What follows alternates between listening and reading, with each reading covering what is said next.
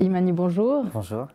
Alors vous sortez un album de reprises magnifique, hein, des tubes interplanétaires plus ou moins récents.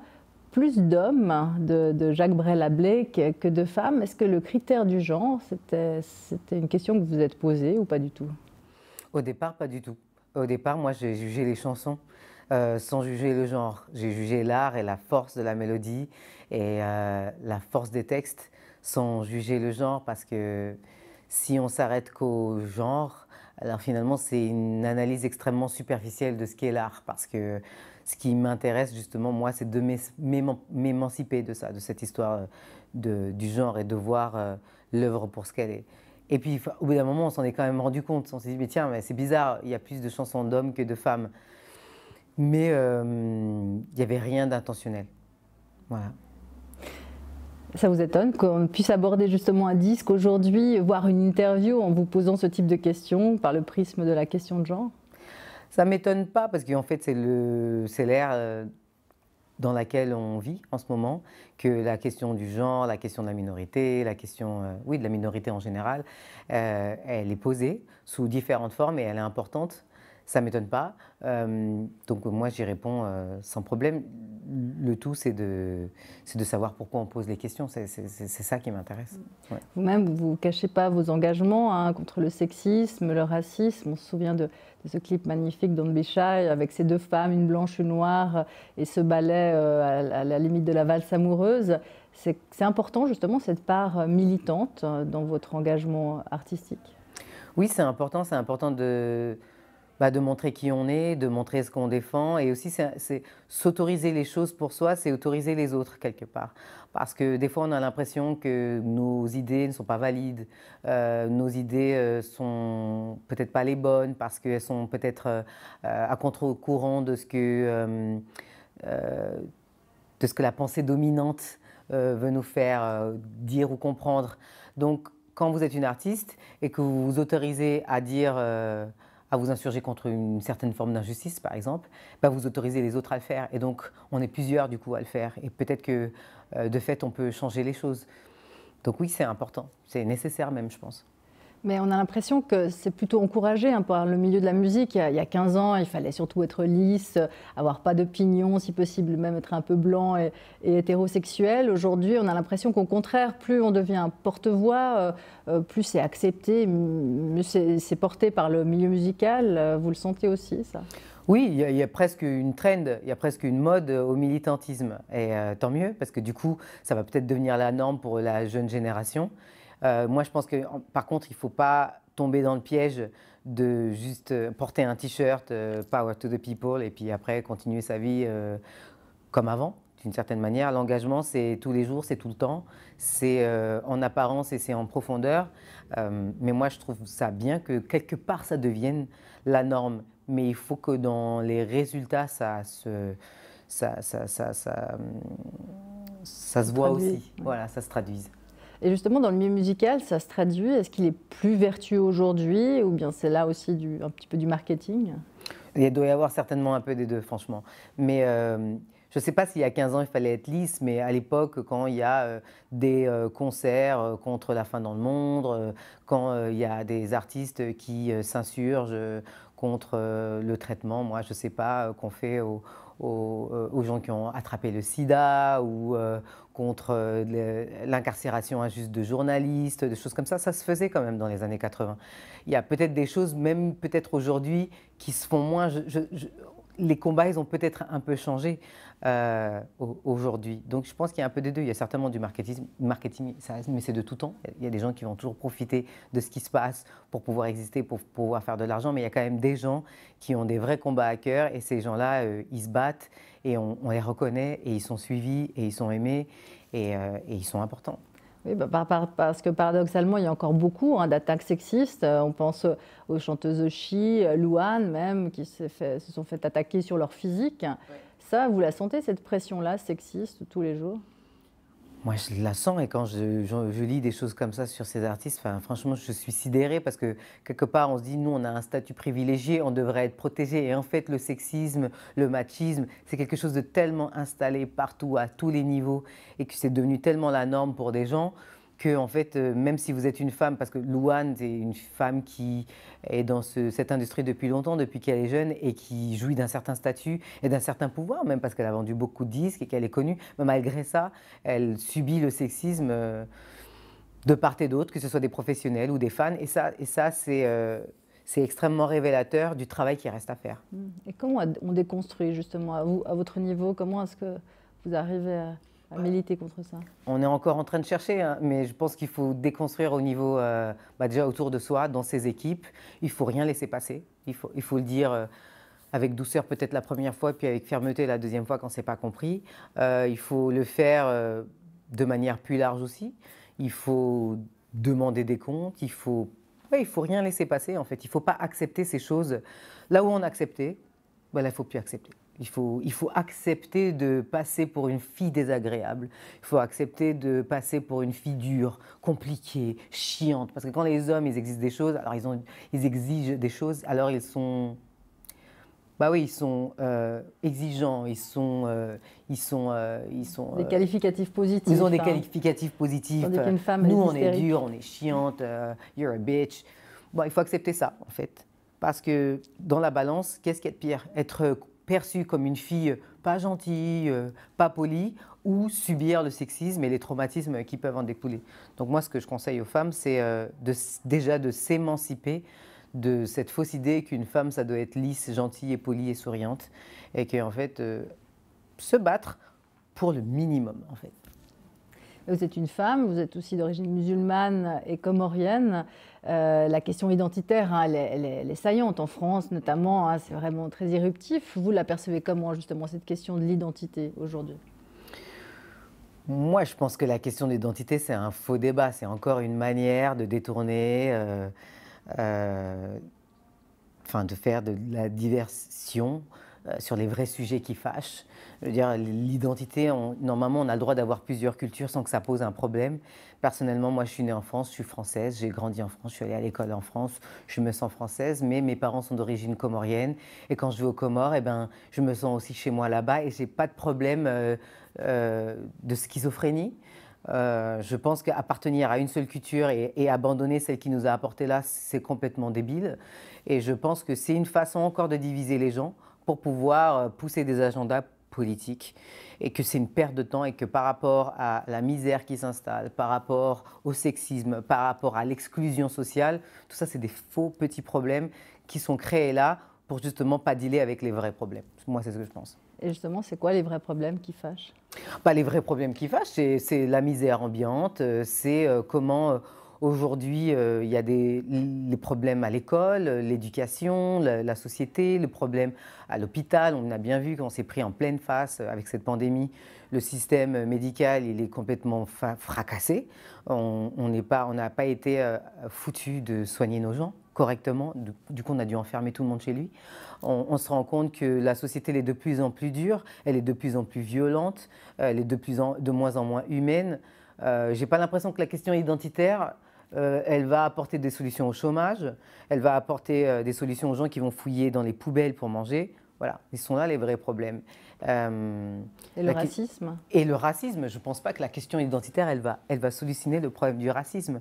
Est-ce qu'en disant à des femmes qu'elles ne doivent pas s'habiller de telle ou telle manière, ou à des gens qui ne doivent pas s'exprimer de telle ou telle manière, on va réussir à régler le problème de l'inclusion et de l'exclusion? Je ne crois pas. Je pense que tout ça, c'est de la poudre aux yeux pour que les gens encore, c'est une vieille histoire ça, de diviser le peuple au lieu de converger les luttes main dans la main pour que ce système oppressif tombe. Ça, c'est une façon pour les forces dominantes de rester en place, pour moi. Un de vos autres grands combats, hein, c'est la lutte contre l'endométriose. C'est aussi, ça a longtemps été considéré comme une maladie de bonne femme, hein, comme la migraine, pas de recherche, stigmatisation.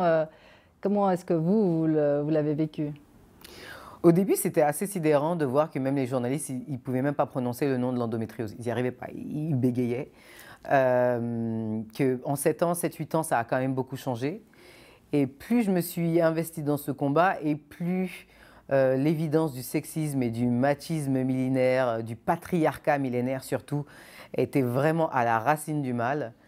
Et il est fascinant ce combat, parce qu'on a l'impression au départ qu'il est juste clinique et médical. Donc c'est des femmes qui souffrent de douleurs extrêmement invalidantes au moment de leur règle. Donc ça peut être une semaine avant, ça peut être pendant, ça peut être après. Il y a une endométriose par femme.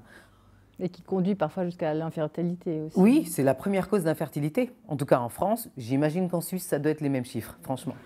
Donc il faudrait voir, mais je ne serais pas choquée en tout cas. Donc du coup, au départ, on se dit que c'est une maladie de bonnes femmes, comme vous dites, de migraines, et puis que c'est juste clinique. Et puis hop, va prendre ton spasson et ça ira mieux.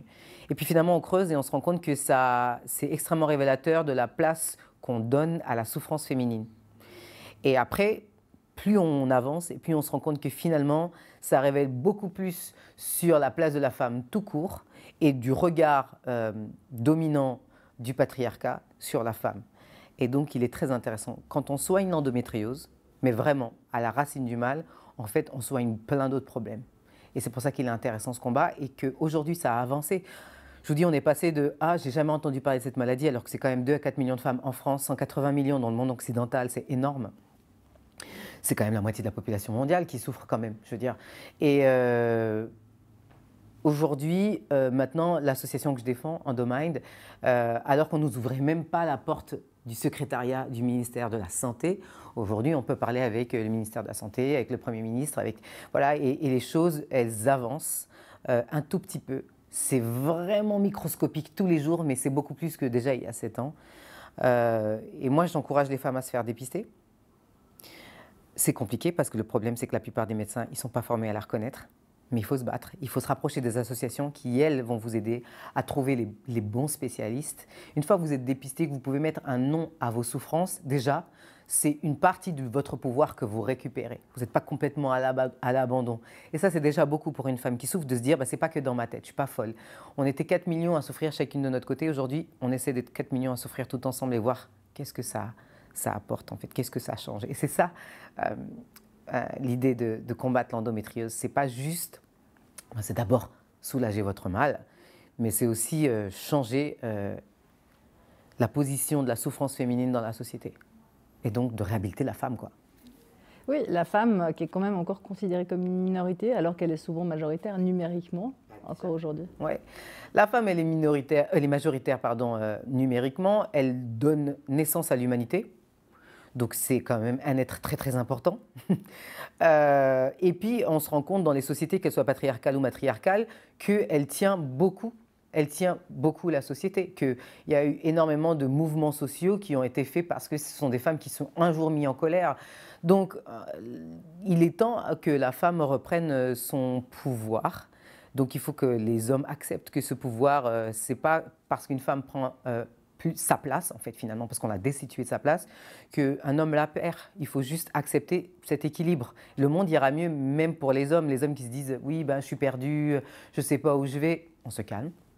Ça va bien se passer. Je pense que c'est une histoire de partager la place et pas voir la chose comme on va m'enlever des choses, on va t'apporter quelque chose, on va soulager le fardeau et on va essayer de se mettre sur un pied d'égalité et voir comment ça se passe. Et à mon avis, ça va bien se passer. Et je pense que les hommes, ils ont à y gagner. Il faut juste qu'ils l'acceptent. Voilà, c'est récupérer sa place. C'est pas prendre, c'est récupérer la place qu'on nous a prise finalement. Ça a été un combat, hein. Vous êtes devenue mère, des petites filles, des petits garçons? J'ai un garçon et une fille. Ah ouais. Ouais. Et ça représentait quoi pour vous, le fait de justement devenir mère, donner la vie? Pour moi, ça a été bouleversant parce que je suis atteinte d'endométriose et je le sais depuis longtemps. Donc depuis longtemps, je m'étais faite à l'idée que je risquais de ne pas avoir d'enfant. Ça a été compliqué d'ailleurs, le premier. Donc j'ai accepté que j'allais être une super tata peut-être, mais peut-être pas mère. Voilà. Et bon, bah, j'ai eu ces enfants. Et la maternité, c'est quelque chose qui m'a bouleversée. Vraiment, je ne pensais pas. Même quand j'étais jeune, je croyais que je ne voulais pas d'enfants. Je croyais que c'était pour les autres. Et c'est vraiment quelque chose qu'il faut vivre, je pense, pour le comprendre. Je ne sais pas, c'est un chemin qui est différent pour chaque femme. Mais pour moi, ça a été une révélation. La maternité, c'est quelque chose qui a vraiment changé quelque chose de très profond pour moi, qui m'a donné confiance en moi, d'avoir un être qui ne vous connaît pas, qui arrive dans votre vie comme ça, bon d'abord qui vous ravage physiquement, ça, on est toutes d'accord là-dessus. Il n'y a personne qui s'en sort en disant « Oh, c'était juste une promenade dans les bois », pas du tout. Mais surtout qui vous aime inconditionnellement pour qui vous êtes, sans vous juger, et ça n'arrive jamais. C'est-à-dire que même vos parents qui vous aiment, il y a toujours une forme de jugement, il y a toujours quelque... Enfin, je sais pas. Et la maternité, il y a ce petit être qui vous aime pour ce que vous êtes, et ça vous bouleverse. Et à ce moment-là, tous les petits désagréments de la vie, et surtout en tant qu'artiste, on veut être aimé en permanence, on monte sur scène et on dit en gros « aimez-moi ». Ben, du coup, après la maternité, après mon premier enfant, je montais sur scène sans cette pression-là, parce que quelque part, j'étais aimée par un être de manière inconditionnelle, et donc du coup, j'étais rassurée et plus sûre de moi, et donc du coup, je réussis de mieux en mieux à faire mon travail dans une sérénité, dans un équilibre, ouais, qui me maintient sereine, quoi, sereine. Et ça, pour moi, ça a été nouveau, ça a été un vrai bouleversement. Et vous les élevez pareil, garçons et filles, ou bien vous genrez ou non genrez? Je genre pas, et en même temps c'est une fille et c'est un garçon, donc le truc c'est que moi au fond quand même je suis un garçon manqué. Je le vois bien comment j'habille ma fille et comment ma mère habille ma fille, je me dis ah tiens c'est une petite fille en fait. Mais c'est pas facile de toute façon d'élever le premier et le deuxième. Déjà c'est pas une histoire de genre, c'est déjà une histoire de position.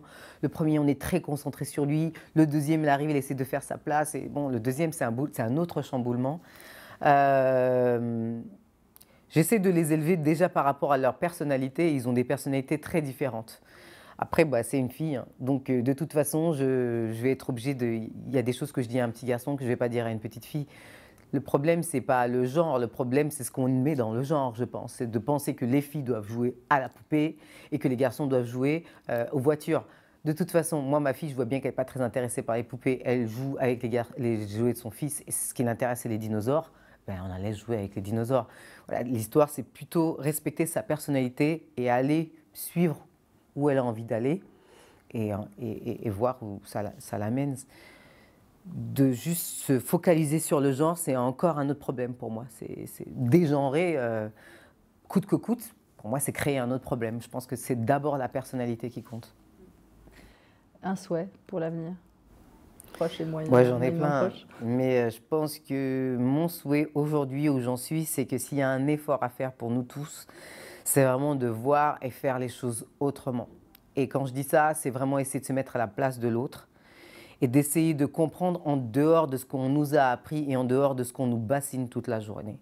Et de vraiment, s'il y a un effort à faire, c'est celui-là. Parce que si on fait l'effort d'entendre ce que l'autre nous dit, en tout cas d'écouter, peut-être qu'on peut l'entendre et que du coup, on peut faire en sorte que les choses deviennent autres.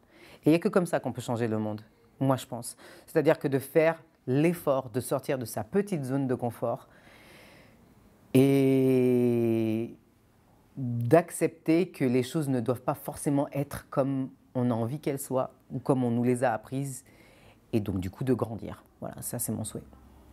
Je vous remercie beaucoup, Emmanuel. Merci à vous. Merci.